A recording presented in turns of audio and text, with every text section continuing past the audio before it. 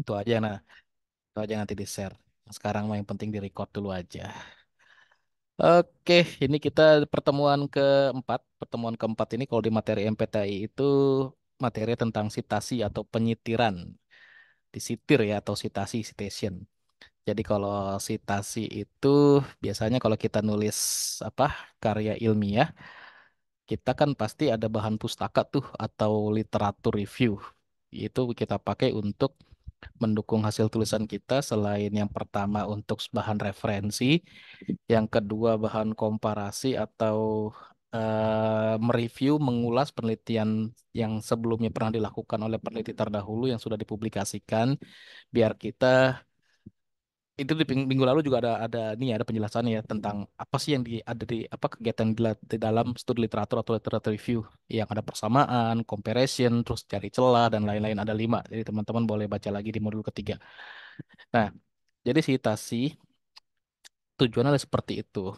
Kita untuk apalagi kalau misalkan ada tulisan kita yang menerangkan suatu teori atau ada pengertian atau definisi yang kita tuliskan, terus juga apa ya memperlihatkan adanya temuan dari ilmuwan lain atau peneliti lain yang dipakai juga untuk memperkuat temuannya sama temuan kita juga, terus memanfaatkan metode atau implementasi metode, bisa juga pembanding di mana bahan pustaka, bahan pembanding ya yang kita pakai, sama bisa kita cari juga persamaannya.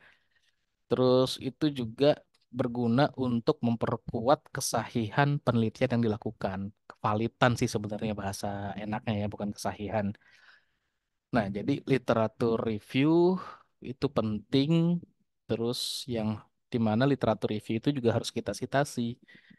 Nah, dan sitasi ini kita pakai agar kita terhindar dari yang namanya plagiarism, plagiat, kopas. Mungkin selama ini cara kita mensitasi, menyitir gitu ya, adalah dengan mencari sebuah paragraf atau sedikit atau bagian dari artikel atau publikasi karya ilmiah, kita kopas, kita copy, kita sisipkan di makalah kita secara utuh. Itu sebenarnya nggak salah, tapi nggak dibenarkan juga. Nggak salah kalau kita tahu cara untuk mengutipnya dengan quotation seperti itu. Tapi kalau kita masukkan ke dalam narasi atau paragraf kita yang caranya langsung kopas tanpa ada parafrase lagi, itu baru salah. Kenapa? Pada saat dicek dengan eh, tools untuk plagiarism check, kita kena di situ. Kita nanti akan dianggap plagiat karena nggak ada parafrase atau modifikasi yang dilakukan. Benar-benar plek kopas itu. Nah, jangan sampai seperti itu. Makanya dalam penulisan artikel karya ilmiah, kita harus tahu gimana cara untuk mensitasi, menyitir, atau mereferensikan. Karena sitasi ini esensinya sebenarnya adalah untuk menunjukkan asal-usul atau sumber dari suatu kutipan. Saat kita mengutip pernyataan, atau menyalin, atau mengulang pernyataan seseorang atau peneliti, dan mencantumkannya di karya tulis kita.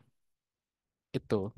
Tapi kita harus tetap mengindikasikan atau menandakan, menunjukkan kutipan tersebut ya itu pernyataan orang lain. Jangan sampai kita seolah-olah mengklaim itu adalah statement kita atau pernyataan kita. Ya walaupun maksud kita nggak seperti itu dengan kita sisipkan tuh citasinya atau mereferensikannya dengan kayak ada simbol mengutipnya seperti itu. Tapi kalau caranya salah, ya tetap aja kita dianggapnya plagiarism. Nah, untuk yang teori-teori seperti itu, teman-teman tinggal baca aja di modul yang sesi keempat ya. Itu sudah ada di situ teorinya. Nah, yang hari ini mau saya jelaskan atau tunjukkan, gimana sih cara mensitasinya atau gimana cara untuk memasukkan sebagian atau sebagian kecil ya, sedikit hasil penelitian dari peneliti sebelumnya ke dalam penelitian kita. Simple sebenarnya. Oke. Nah, yang pertama kita lakukan, Misal kita punya sebuah dokumen lah ya.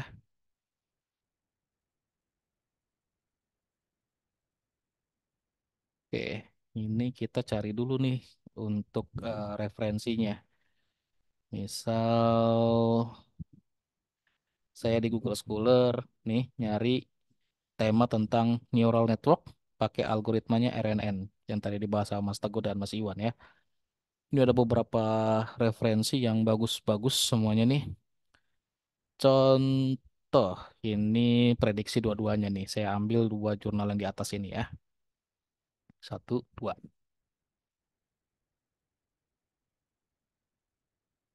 Oke, download dulu yang ini deh. Oke, ini saya download. Kalau pakai Zotero, bisa tinggal masukin linknya aja ya Mas Iwan ya. Atau ISSN-nya. Biasanya kalau Zotero dari Eh, ISSN juga ada kenal. saya sih download juga, Pak. Oh, enak download. Jadi biar otomatis keisi ya. Iya, Oke, ini baru juga nanti sama. diupload ke Zotero. Tuh, berarti ya hampir sama-sama aja sih ya. Oke, terus yang kedua buka Mendeley. Mendeley-nya. Nah, Mendeley ini kalau mau bikin akunnya, kalau belum punya akunnya, bikin akun dulu ya. Bikinnya di Elsevier sini nih. Nah, kalau misalkan kita klik ini kan nggak bisa register. Cara register Mendeley itu register Mendeley, create account. Oke, kalau dari sini nggak bisa juga, dari sini aja register Elsevier account. Nah, jadi tinggal register di Elsevier account-nya aja. Oke, ya nanti connect ya, dia satu kayak satu sistem terintegrasi. Yang kalau misalkan kita sudah punya akun Elsevier-nya, kita bisa pakai di Mendeley juga. Jadi silakan aja untuk register dulu aja. Atau di satu lagi bisa juga,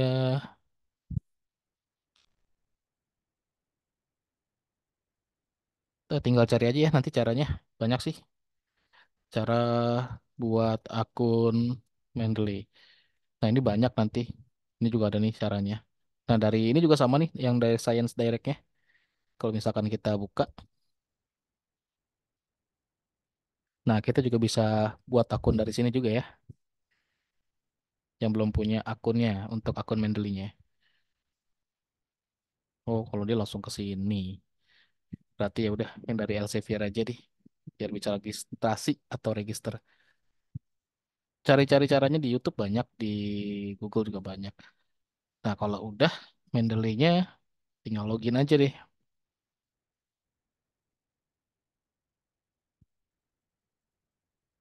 Kebetulan ini saya pakai akunnya email pribadi ya.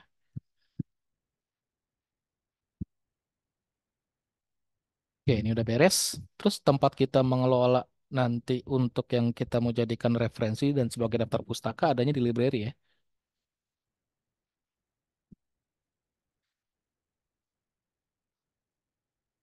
Nah, ini bentuknya seperti ini. Oke, ini collection yang sudah pernah kita buat. Ini juga library-library yang sudah pernah dimasukkan sebelumnya. Jadi ke list di sini tuh. Oke, sebelum masuk ke sini, cara untuk koneksiin ke Microsoft Word-nya. Jadi di Microsoft Word-nya, kalau sudah kita tambahkan, biasanya di bagian referensi ini ada nih Mendeley Sheet-nya, Apa ya? add-ins-nya. Tapi kalau belum kita harus tambahkan add-ins. Nah, untuk nambahin add-ins ini, teman-teman harus terkonek atau si akun Microsoft-nya itu connect akun ke Microsoft-nya ya. Jadi sudah harus login ke akun Microsoft-nya kalau mau nambahin add-ins untuk Microsoft Word-nya. Dan itu biasanya loginnya lewat dari Microsoft Store dulu ya, atau dari Word-nya ya, di yang depan tadi. Ora banter. Nah, biasanya dari sini nih. Mana sih akun Word tuh?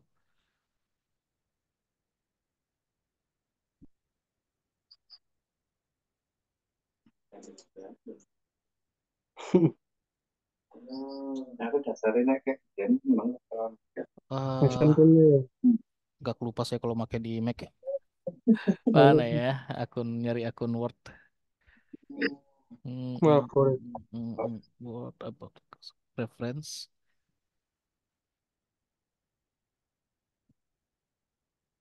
Oh, bukan ini. Oh, di Windows sih udah enak langsung. Di sini di mana ya kalau nyari akun Word? Wah, nggak ketemu-ketemu. Nah, Sasbi pakai Mac juga nggak? Adanya sign out doang ya. Kalau ini ke nyari sign out ya harus saya apanya ini Pak? lagi ya. Saya makainya laptop Pak, nggak buka Windows. Nggak jadi apanya Pak? Oh, kalau mau ngelihat akun Microsoft Word di Mac sih. Kalau di Windows udah paling gampang nyarinya deh. Kalau ini lupa saya. Ya kalau nggak salah ya pokoknya teman-teman connect dulu aja atau Preference itu login dulu, login akun Microsoftnya untuk yang di Word ya. Nah, masalahnya kalau misalkan Microsoftnya nggak ada license-nya, ya bikin akun Microsoft aja, terus login aja deh. Yang penting Microsoft Store bisa dipakai, terus bisa nambahin add-ins. Nah, contohnya nambahin add-ins untuk Mendeley-nya, biar nanti di referensinya muncul seperti ini.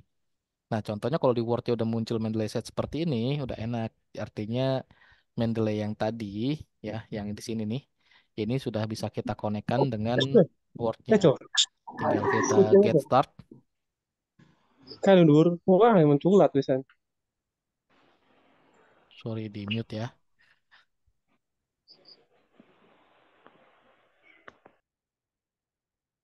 Oke, aman. Nah, ini kebetulan sudah connect ya. Saya log out dulu. Sign out. Nah, contoh kalau misalkan belum sign in atau belum connect, ya tinggal get start aja.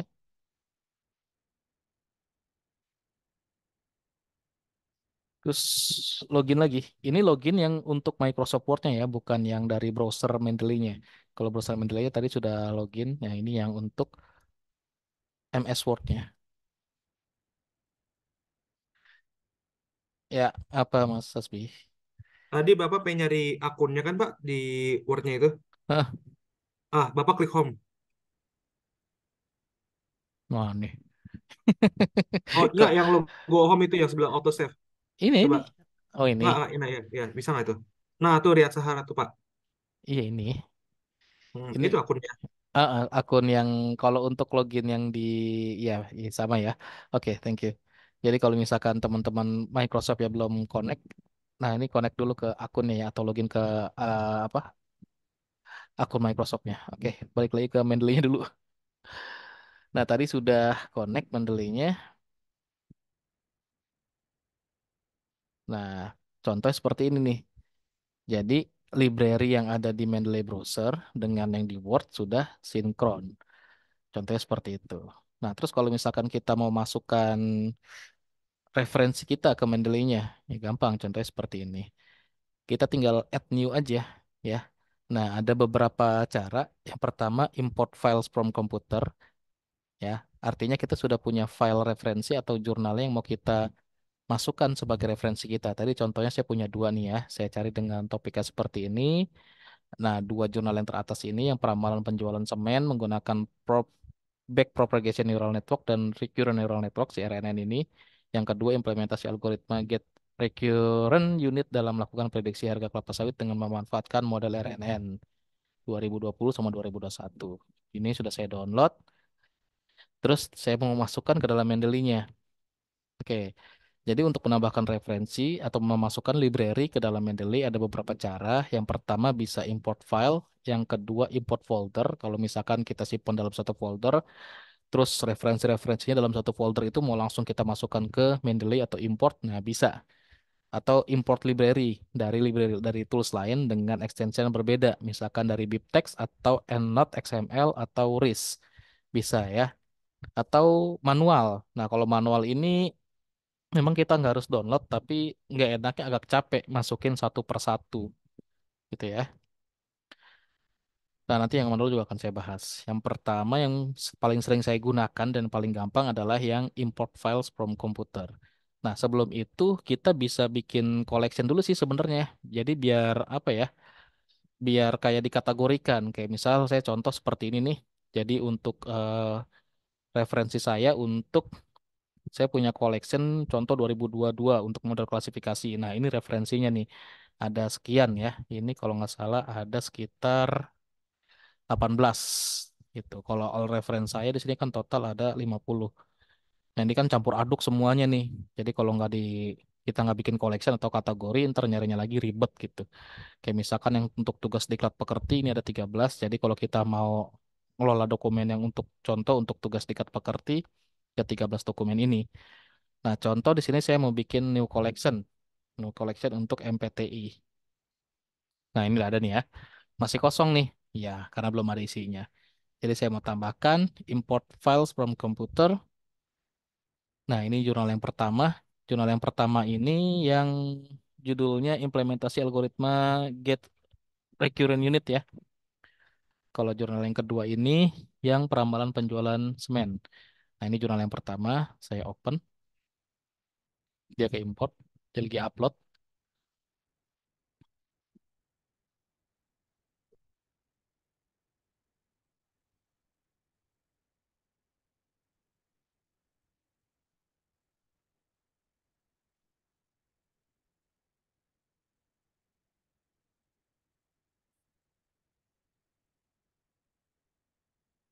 Jadi yang lagi diupload itu yang jurnal ini ya.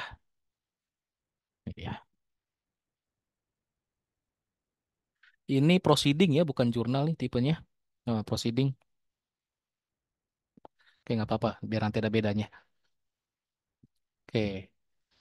Ada beberapa yang belum dilengkapi, nanti dilengkapi. Terus saya upload lagi satu lagi yang bentuknya jurnal.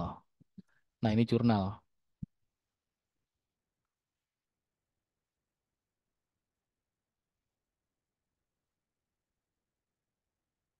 Proceeding dengan jurnal sama nggak? Agak sedikit berbeda. Jadi kalau proceeding itu karya ilmiah, publikasi karya ilmiah dari hasil seminar nasional. Jadi seminar nasional itu adalah kayak misalkan hasil-hasil penelitian yang didiseminasikan atau diseminarkan di sebuah event seminar dan setelah itu dipublikasikan dalam bentuk digital atau cetak. Nah, itu namanya proceeding. Berbeda dengan jurnal ya. Nah, ini yang kedua jurnal yang bawa proceeding. Kita buka yang atas dulu nih yang Fani Ahwalia. Yang Fani Ahwalia itu yang ini ya. Fani Ahmalia nih. Oke, kita lihat di sini memang ada beberapa yang belum dilengkapi ya. Kayak misalkan contoh di sini patch-nya belum ada. Terus, oh ini ya kita harus cek juga nih. Ini kan dia jurnal artikel. Kita harus ganti nih tipenya jadi jurnal ya. Nah, udah seperti itu. Nah, nanti di sini harus ada beberapa yang kita lengkapi. Memang kalau lagi upload file itu ada yang langsung lengkap, ada yang kayak gitu yang harus kita lengkapi. Nah, kita cari yang coba langsung lengkap dulu ya, biar nggak terlalu bingung. Nah, ini saya coba yang ini ya.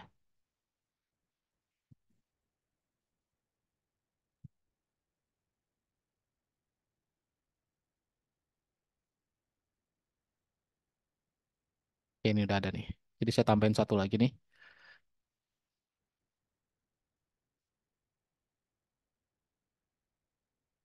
Open. Oke, nah ini contohnya nih. Ini langsung keisi semuanya ya. Jadi tipenya langsung otomatis jurnal artikel, judulnya juga udah langsung ada, terus penulisnya juga langsung tertera semua. Terus yang identitasnya juga ada semua, tahun, page, volume, issue, abstrak juga langsung keisi. Terus identifiers kayak DOI-nya juga udah langsung ada. Jadi nggak banyak yang kita lengkapi lagi, udah lengkap. Nah, beda halnya dengan yang tadi kita upload dan ternyata tadi bentuknya report tuh dan kita harus rubah jadi bentuk jurnal. Nah, jurnal artikel. Terus ada beberapa juga yang belum lengkap informasinya. Kayak misalkan ini kita buka aja filenya.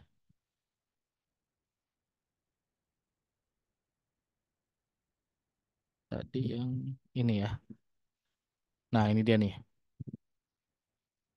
Oke. Nama jurnalnya.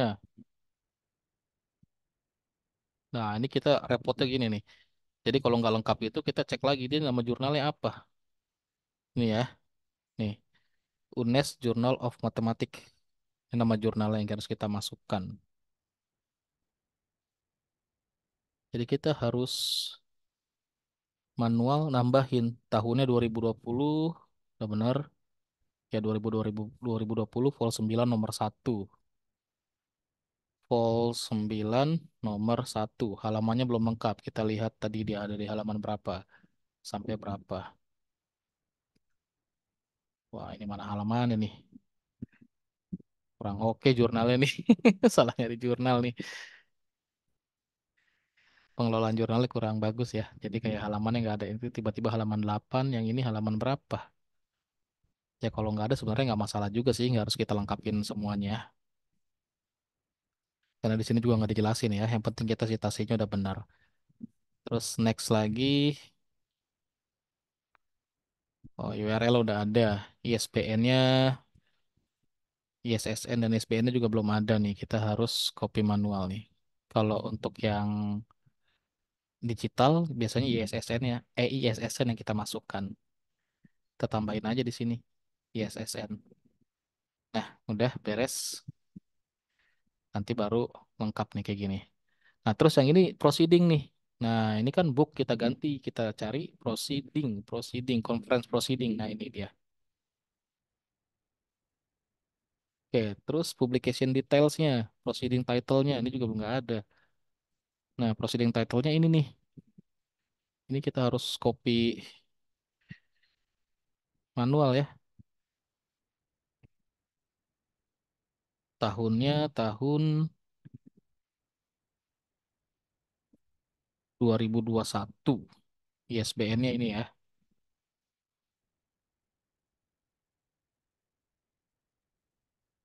Tahun 2021, halaman berapa sampai berapa juga 288 sampai dengan 294, 288, 294. Beda dengan yang langsung lengkap tadi ya. Oh ini ISBN udah ada, URL-nya nggak ada, udah beres. Deh, gitu aja. Jadi lengkapin cukup seperti itu aja sih. Enaknya juga kalau misalkan kita pakai Mendeley, jadi software apa file-file yang tadi kita sudah download jurnal-jurnalnya bisa kesimpan juga di repositorinya Mendeley. Jadi tanpa kita simpan di lokal, kalau di lokalnya sudah nggak dipakai, delete aja nggak apa-apa. Nanti kalau butuh filenya, nah kita bisa buka dari Mendeley-nya atau akses dari Mendeley-nya. Nah itu tadi kalau misalkan nambahin atau import file from komputer. Tapi kalau yang mau manual ya bisa aja. Nah kalau yang mau manual, yang pertama kali kita lakukan adalah pilih referensinya dulu jenisnya. Apakah dia bill, book, book section, case, komputer program, atau yang lain-lain. Kalau misalkan tadi hasil seminar nasional yang dipublikasikan itu masuknya ke conference proceeding. Kalau jurnal udah ada di sini jurnal. Terus kalau kita ngambil tulisan-tulisan dari artikel web, kita pilihnya yang web page ya. Jangan sampai pilih jurnal, nggak boleh. Nah, kalau misalkan kita pilih yang manual seperti ini ya kita harus isikan manual, bener-bener manual. Judulnya apa, siapa penulisnya atau autornya. Nah, untuk menuliskan autor juga jangan sampai salah nulis ya. Untuk menuliskan autor itu dia biasakan atau memang formatnya adalah seperti ini. Jadi untuk format penulisannya adalah last name, koma first name. Contohnya seperti ini. Kalau misalkan kayak nama saya biasa nulisnya berarti seperti ini, Sahara Riyad untuk nama pertama. Terus kalau ada nama keduanya, misalkan Teguh Yuwono ya, Yuwono, koma Teguh. Bikinnya seperti itu ya. Jadi bukan diketikannya seperti ini, salah ya. Jadi untuk penulisan autor untuk sebuah karya ilmiah biasanya dibiasakan memang formatnya adalah nama belakang dulu atau last name terus baru nama depan seperti ini. Nah, kalau isi manual ya ketika nama jurnalnya, tahun, page berapa, volume berapa, issue berapa dan lain-lainnya ya. Seperti itu. Tapi kalau misalkan kita yang add new-nya dengan cara import files lebih enak tuh. Tadi contohnya yang dari nah ini nih ya. Ini sudah langsung otomatis keisi semua, nggak ada lagi yang kita tambahkan. Kalau mau nambahkan juga paling nambahin ISSN di sini kalau mau, tapi kalau enggak juga sudah ada identifier doi-nya nih. Jadi udah beres. Nah, terus kalau di Word-nya gimana? Nah, di Word-nya nanti akan muncul seperti ini. Jadi ini kan all reference ya. Kita mau cari tadi kita bikin collection MPTI. Belum ada, kita harus refresh dulu atau update. Sorry, ke close. Nah, jadi kita update dulu from library.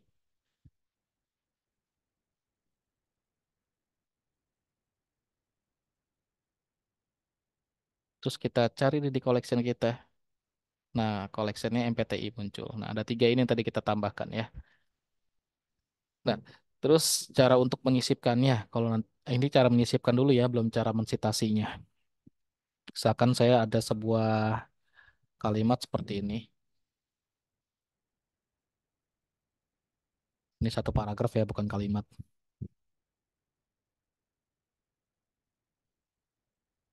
Ini biasa nih. Kalau copy dari PDF ke Word, nah ini udah beres. Oke, saya ada satu paragraf kayak begini.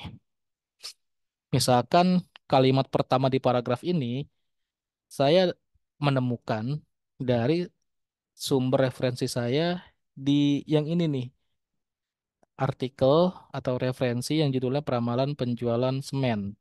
Nah, di sebelum titik ini, saya spasi, saya klik, terus saya insert citation ke situ.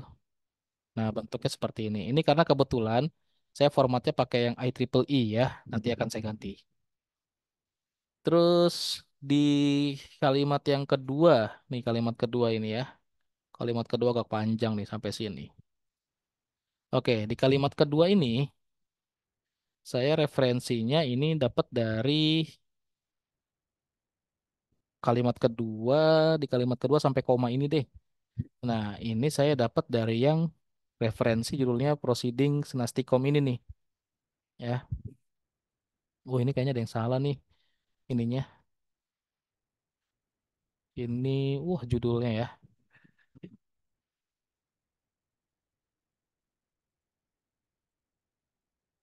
Ini judulnya harusnya segini nih.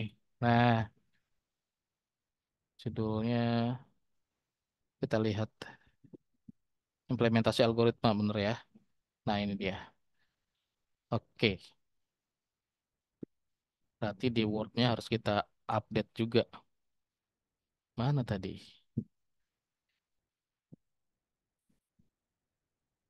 Update dulu.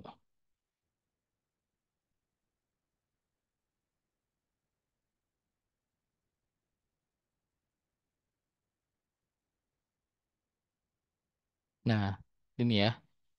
Di kalimat kedua sampai tanda koma, saya ngambil referensi dari sini, insert citation.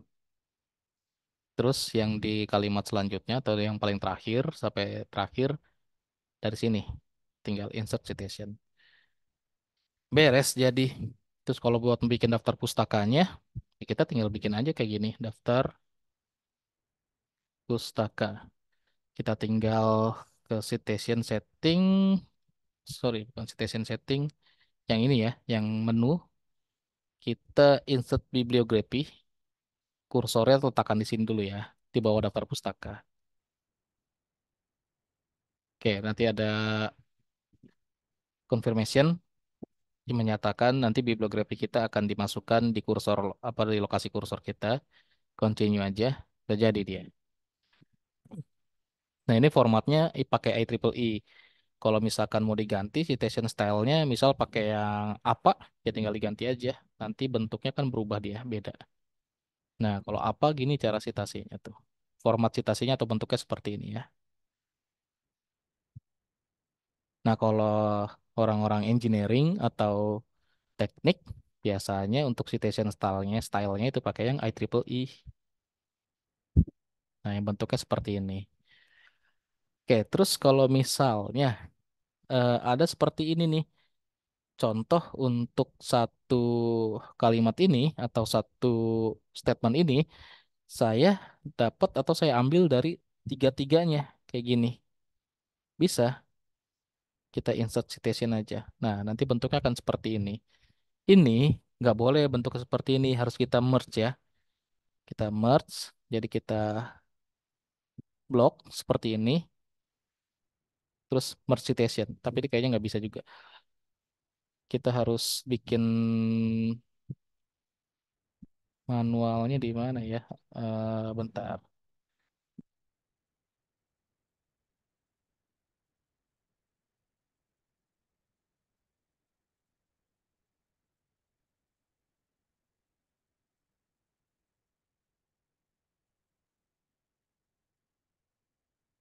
Oh, oke. Nah, manual of rate ya. Oke, kini kita ganti bentuknya seperti ini. Jadi manual of rate aja. 1 sampai 3. Save change. Loh, nggak keganti.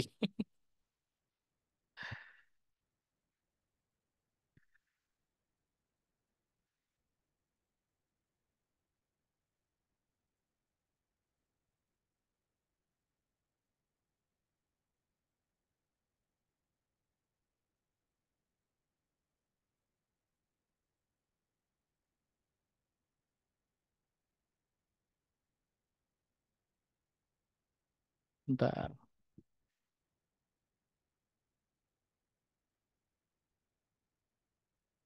Wah, ini harusnya bisa nih. Kalau kita manual buat seperti ini juga sebenarnya nggak masalah juga sih. Dia masih, ini kasih ke checklist semua. Karena biasanya kalau untuk yang citasi lebih dari apa satu sumber ya, kalau misalkan dijejer seperti itu kan bentuknya agak jelek. Beberapa jurnal mengharuskan bentuknya seperti ini. Ada yang seperti ini, terus ada yang bentuknya juga kayak gini gitu ya. Itu menandakan kita dari nomor 1 sampai dengan nomor 3 mensitasi. Jadi satu statement ini kita mensitasi referensi dari nomor 1 sampai nomor 3. Itu tandanya seperti itu. Itu. Terus ada juga yang tadi contohnya, yang seperti ini. Jadi kalau kayak contoh yang pertama, itu jarang, nah contoh yang kayak gini, itu jarang dipakai, jarang digunakan. Kebanyakan contoh yang seperti ini, atau yang seperti ini. Kayak gitu. Oke, ada yang mau tanya dulu? Ya izin tanya Pak. Oh iya, Mas Iwan. Ya itu Pak, pertanyaan saya ini Pak, itu kalau misalnya kita mengutip atau sitasi itu kalau dicek di Turnitin dan sejenisnya itu apakah masuk ke plagiasi Pak atau masuk ke apa ya, prosentase plagiasi Kalau itu aja misalkan sih. ngutipnya kayak gini contohnya nih ya. Ini ya, misalkan ini nih, Ya, kayak gini kita masukin ke dalam dokumen kita ya. iya betul Pak. Pasti langsung kena plagiarism. Jadi harus kita Oh, parafrase. Nggak boleh oh, langsung harus. kita kopas seperti itu. Oh, Walaupun berarti. ini kita kutip seperti ini, misal ya, kita kasih quotation seperti ini, tetap kena. Atau, atau lagi, ini eh, ada nih, kita masukin dari sini.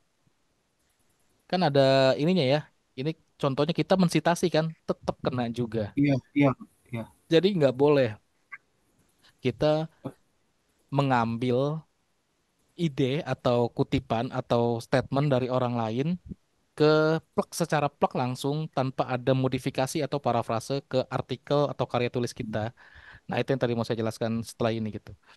Jadi yang gimana Oh, bagusnya? Ya kita baca dulu. Di sini kan perkembangan teknologi dari hari ke hari semakin canggih dan berkembang pesat, ini pasti banyak banget nih. Terus misalkan kecerdasan teknologi diharapkan mampu membantu berbagai persoalan dalam kehidupan sehari-hari dengan cepat dan akurat. Nah, ini kira-kira kita rubah jadi apa nih?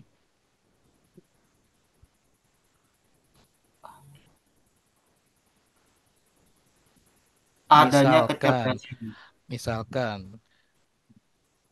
banyak kegiatan atau banyak aktivitas rutin yang biasa dilakukan saat ini sudah sangat mengandalkan dan dibantu dengan teknologi. Nah, contoh seperti ini, kayak gitu.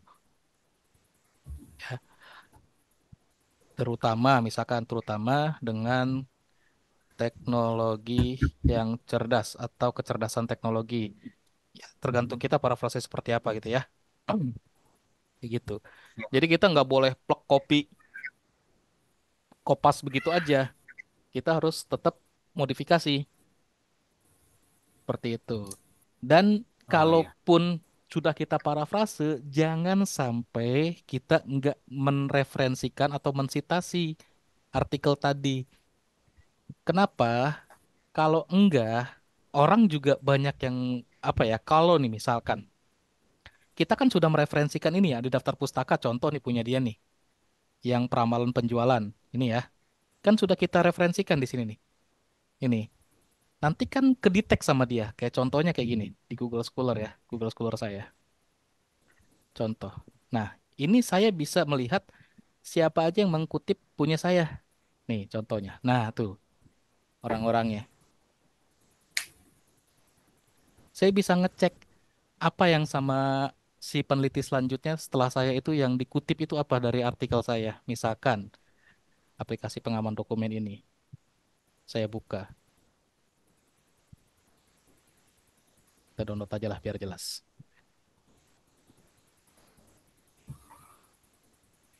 Oke, saya lihat dia pakai model apa stylenya. Dia pakai IEEE ya. Sahara. Nah, ini dia nomor 8. Saya mau cari apa yang dia referensikan atau citasi dari saya di nomor 8. 7. Mana ya nomor 8? Skor udah 11 aja ini. 10, 9. Oh, ini dia. Nih, dia ngambil ini nih. Dia ngambil ini dari saya. Dia ngambil ini dari saya. Ini plek langsung nih. Dia kena ini. Dia tingkat plagiarismenya pasti akan sedikit tinggi. Ini agak kurang jelas juga ya. Oh, mungkin dari sini di salah satu algoritma kriminalitas semiotik publik dilakukan oleh 3 orang peneliti. Oke, dia intinya ngambil ini dari punya saya segini doang yang ngambilnya ya tentang algoritma RSA-nya itu apa. Nah, saya bisa ngeliat kayak gitu. Terus misalkan contoh lagi. Nah, kan banyak banyak yang sering iseng peneliti itu iseng kalau ngelihat, wih banyak yang sitasi nih, pengen tahu ah yang sitasi itu apa sih yang disitasi? Ya misalkan kayak tadi gitu kan contohnya. Terus ada lagi nih kayak gini gini gini. Terus saya akan lihat tuh, biasanya akan dicek-cek. Nah, kalau misalkan yang peneliti awalnya tersinggung, ya peneliti awalnya tersinggung dengan apa hasil karya kita, ya dengan hasil karya kita yang kita tidak memparafrase, langsung kopas langsung, terus lebih bahayanya kalau tadi mending, kalau yang tadi itu mendingnya, nah ini dia mencantumkan ya, mencantumkan. Ada juga yang nggak mencantumkan sama sekali, di sininya nggak ada nih. Nah, itu yang tadi mau saya jelaskan juga, jangan sampai kita kosong blong begini aja. Walaupun sudah diparafrase, kita harus tetap masukkan dia atau kita citasi. Nah, etikanya seperti itu, Mas Iwan. Oh iya Pak. Ya, makasih Pak. Kayak gitu ya contohnya. Ya Terus Pak. kalau yang lain-lain, contoh lagi.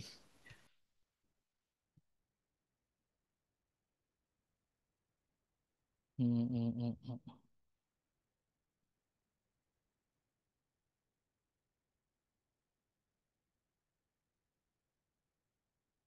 Nah, ini contohnya nih. Oke, ini, nah dari sini, dari satu kalimat ini nih, kan nggak mungkin tuh 7 referensi cuma bilang satu kalimat ini. Dari sumber saya dari nomor 1 sampai nomor 7. Di mana nomor 1 sampai nomor 7 ini, nah ini nih jurnal-jurnalnya. Ada 7 jurnal atau ada 7 referensi. Nah, dia nggak bilang plek seperti ini, satu kalimat seperti ini. Tapi saya menyimpulkan atau saya meringkas menurut pemahaman saya sendiri, pendapat saya, dari jurnal-jurnal tadi itu ngebahas tentang kasus-kasus mengenai pelanggaran privasi individu, pencurian data pribadi, kebocoran data pribadi, hingga penyalahgunaan data pribadi oleh oknum yang tidak bertanggung jawab menjadi dampak negatif atau masalah utama yang muncul dari pencurian data pribadi. Ini yang lagi bahasnya contoh seperti itu. Nah, saya dapat kalimat itu setelah saya mereview, merangkum statement-statement dari 7 jurnal itu atau dari 7 referensi tadi saya jadikan satu seperti itu. Nah, insya Allah yang di sini sih semuanya yang tidak ada yang kopas langsung ya, tapi diparafrase semua atau dimodifikasi, tidak langsung plok kopas seperti itu Mas Iwan dan yang lain-lainnya. Begitu ceritanya. Jadi mereferensikan, mensitasi itu bukan dalam artian kita copy paste aja apa apa statement dari atau pernyataan dari peneliti sebelumnya di karya ilmiah kita tanpa kita parafrase, kita akan dianggap nggak plagiat. Tetap kita akan dianggap plagiat kalau kita tidak parafrase atau tidak dimodifikasi. Oke, ada pertanyaan yang lainnya? Atau Mas Iwan mau nanya lagi? Silakan. Udah Pak, udah jelas Pak. Terima kasih Oh, udah Pak. jelas. Jelas. Nah, ini ngomong-ngomong berarti literatur review udah selesai. Tugas minggu lalu. Hmm. Punya saya Belum. sih sudah Pak. Punya Udah. saya sudah. Ya. Terus akhirnya memutuskan judulnya diganti setelah melakukan Belum studi enggak literatur. Pak. Oh, belum. Masih gas terus lah Pak lah, sebelum nabrak gas terus aja. Berarti sudah dapat nilai keterbaruan ya atau novelty-nya? Kalau menurut saya sih di situ saya jadi kan saya kemarin di tugas itu saya mengutip 15 jurnal. Hmm. Bukan bukan mengutip sih. Saya ada referensi 15 jurnal, saya mencari dengan keyword machine learning dan mental health. Hmm. Nah, eh, dari sebentar saya buka dulu tugas saya, Pak. Boleh. Dari 15 jurnal itu metode dan algoritma yang digunakan itu eh, random forest, KNN, SVM, Naive Bayes, dan decision tree. Nah, eh, menurut saya nilai inovasi yang saya tawarkan ya saya menggunakan algoritma yang belum pernah digunakan oleh penelitian tadi, ya ini feed forward neural network. Hmm. Yang pertama itu Pak. Kemudian kenapa saya gunakan itu karena ini saya mengutip tapi saya belum mensitasi ya Pak. Ya. Saya belajar itu algoritma FNN tersebut itu memiliki fleksibilitas yang tinggi dalam merepresentasikan hubungan kompleks antara input dan output, sehingga cocok untuk menangani masalah-masalah yang mungkin sulit atau bahkan mungkin belum bisa ditangani oleh algoritma lain. Jadi Oke. karena pertimbangan itu saya menggunakan algoritma FNN. Dan setelah tadi saya agak pusing, kemudian saya mencari lagi jurnal-jurnal yang lain yang terkait FNN tapi tanpa berhubungan dengan mental health. Hmm. Ternyata ada banyak. Hmm. Saya nemu ada 11 jurnal. Nah, mungkin nanti jurnal-jurnal itu pun mungkin akan saya masukkan sebagai referensi tambahan. Iya. Seperti itu, Pak. Ini sih yang pertama Mas Iwan. Untuk cari referensinya, kita memang nggak bisa identik dengan judul penelitian kita. Nggak, tapi scope atau topik generalnya dari penelitian kita. Itu. Kalau misalkan tadi mental health itu kan dari objek penerapan atau implementasi algoritma yang Mas Iwan pakai kan, Iya, Pak. ya pasti akan sempit gitu ya. Tapi kalau Ya. misalkan Mas Iwan mau tahu tentang implementasi si RNN, FNN atau SPM ya, itu pasti banyak kayak gitu. Nah, kalau misalkan nggak ketemu di mental health ya, yang objeknya mental health, coba cari yang sejenis dengan mental health. Kira-kira apa tuh? Oh, ya. Tadi saya menemukan itu contohnya ujaran kebencian sih, Pak. Nah, itu sama. Ya, itu saya menemukan dia menggunakan metode sebentar, Pak.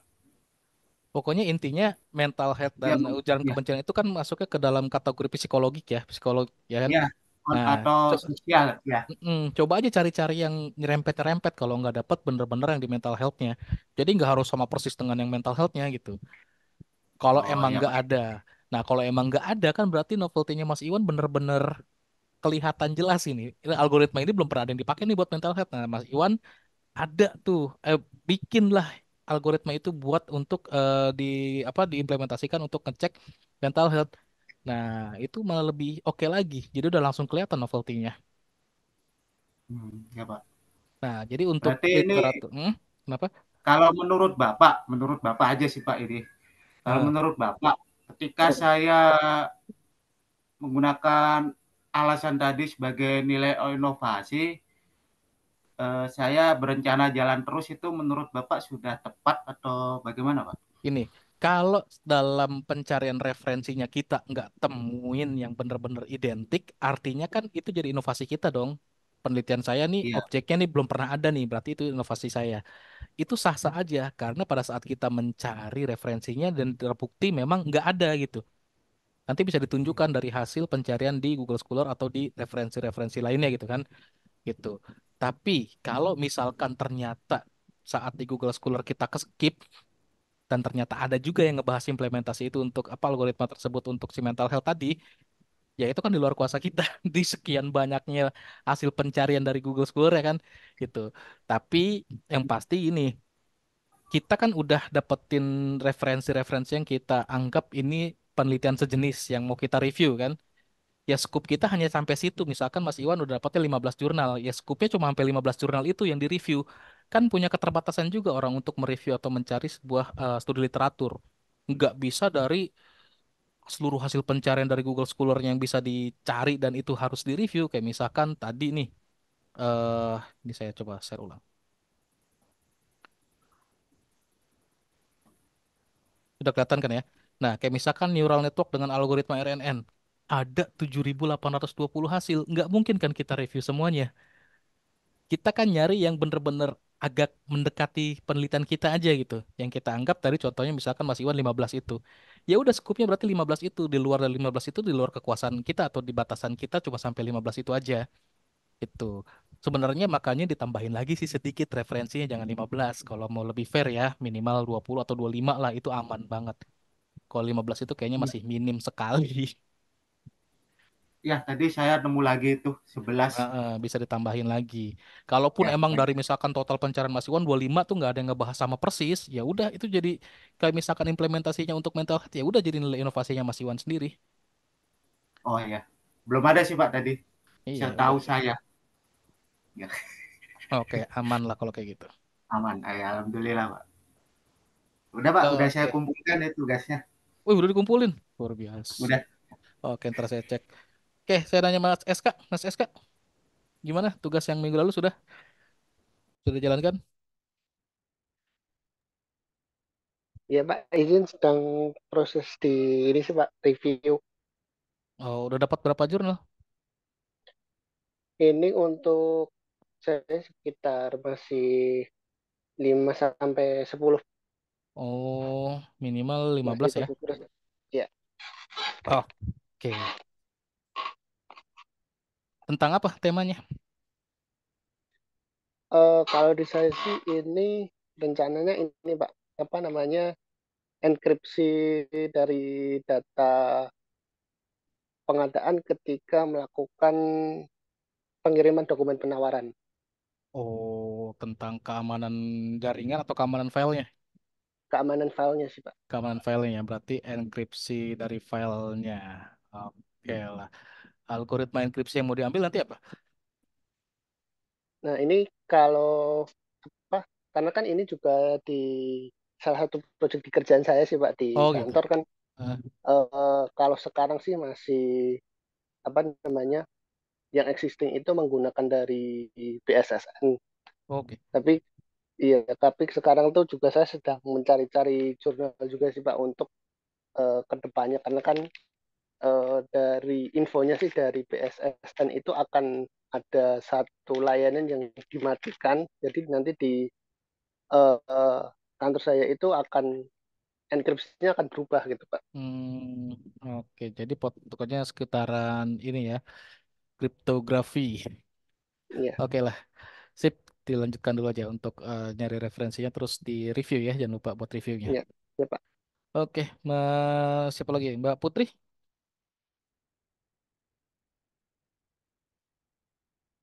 Gimana tugasnya? Halo, Mas Steven, Mas Dimas. Masih proses, Pak. Oh, Mas Steven. Mas Steven ngambil peminatan apa nih? Saya data science, Pak. Oke. Mau ngambil topik apa nanti untuk TA-nya? Yang akan dibuatkan studi literaturnya di MPTI ini. Masih nyari juga sih, Pak. Masih galau, Pak. Oh lah, masih galau. Ya, cita-citanya gitu. Rencananya mau ngangkat tema apa? Kan Eh, kalau data science kalau banyak tuh. hmm, kalau saya sih, Pak, sebenarnya pengen ngangkat tema tentang blockchain sih, Pak. Cuman saya masih agak keterbatasan sih dengan topik blockchain. Jadi masih agak galau juga sih, Pak. Blockchain itu luas sekali loh. Ya, makanya. Blockchain. Integrate. Nah, itu nih, banyak nih mau diintegrasiin sama machine learning contohnya. Tuh, kalau misalkan mau cari-cari ya ntar algoritma machine learning apa yang mau diintegrasikan ke blockchainnya bebas lah. Kalau misalkan bingung, mungkin keyword ini bisa membantu dibaca-baca aja penelitian yang sudah pernah dipublikasikan oleh peneliti terdahulu yang udah pernah dikerjakan dan dipublikasikan ya. Nah, misalkan yang ini nih, machine learning and blockchain integration for security application bisa dipakai. Terus ini integration of blockchain, IoT, machine learning for multi-stage quality control, enhancing security and smart manufacturing. Boleh juga nih. Atau mau yang misalkan integration blockchain and machine learning di healthcare system. Nah, ini bisa juga nih. Banyak yang menarik kok kalau blockchain. Blockchain itu luas sekali. Terus kalau misalkan mau ada irisannya dengan data science, ya kita implementasiin aja salah satu bidang dari data science, misalkan machine learning. Kalau misalkan data science ini luas banget malah, lebih luas lagi dari machine learning tadi itu ya. Oke, kalau yang tadi machine learning hasil cuma 184, ini 307.000. Ya silakan aja mau yang mana dicari. Oke, itu Mas Steven. Siapa? Siapa? Oke, terus Mas Dimas, Muhammad Dimas,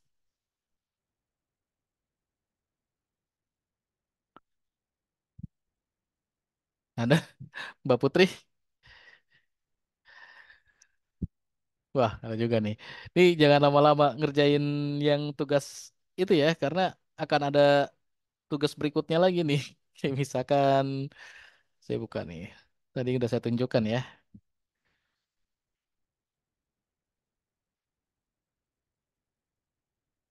Nah, yang tugas studi literaturnya belum selesai, udah nyusul lagi mau tugas berikutnya. Review. Oke, kelihatan ya. Nah, ini UTS-nya nih. Jadi tugas berikutnya itu sekaligus ini untuk UTS-nya. Oke. Jadi nanti bikin proposal penelitian atau tugas akhir sesuai dengan tema yang sudah ditentukan ya. Sama udah dikerjakan tuh studi literatur atau literatur reviewnya. Itu. Nah, tapi bukan buat UTS yang lalu ya, pada tugas yang lalu. Terus contoh proposal sederhananya nanti bisa dilihat. Oke, proposalnya nggak terlalu banyak sih isinya, cuma kayak pendahuluan. Pendahuluan itu isinya latar belakang, rumusan masalah, tujuan, manfaat, udah sama ruang lingkup. Terus dimasukin studi literatur. Yang ketiga metodenya mau pakai apa, gitu ya. Metode atau algoritma yang dipakai itu seperti apa. Terus bikin file presentasi dari proposal yang udah dibuat. Nah, file presentasinya dibuatkan vlog. Itu jadi nanti untuk UTS-nya. Jadi MPT ini sebenarnya memang sedikit ngebut ya. Karena memang dipersiapkan agar nanti TA-nya pada saat klik TA dan berjalan TA udah nggak ada lagi yang namanya belum punya judul atau nggak tahu mau ngerjain apa. Jadi kalau di TA kita masih mengeluarkan statement seperti itu atau ya masih dalam kondisi belum tahu mau ngerjain apa, belum punya judul, wassalam, waktunya TA tuh nggak 1 semester.